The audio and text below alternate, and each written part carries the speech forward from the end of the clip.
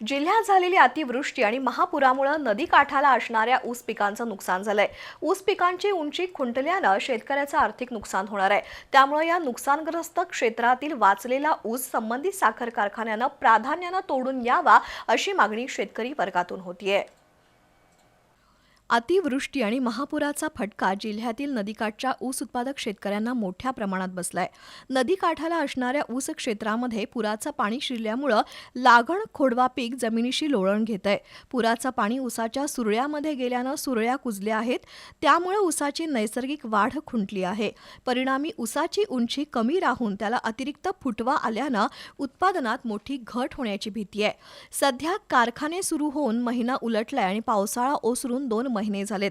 त्यामुळे आता शेत वाफ्यांमध्ये शिल्लक असलेल्या ऊसाचंही मोठ्या प्रमाणात नुकसान होत असल्यानं बळीराजाला दुहेरी आर्थिक फटका सहन करावा लागतोय। या पार्श्वभूमीवर नदीकाठच्या भागातील ऊस संबंधित साखर कारखान्यांनी तातडीनं तोडून न्यावा अशी मागणी जोर धरतीये। तसंच लागण, खोडवा, निडवा तोडणीला त्वरित प्राधान्य द्यावं अशी अपेक्षा शेतकरी वर्गातून व्यक्त होतीये।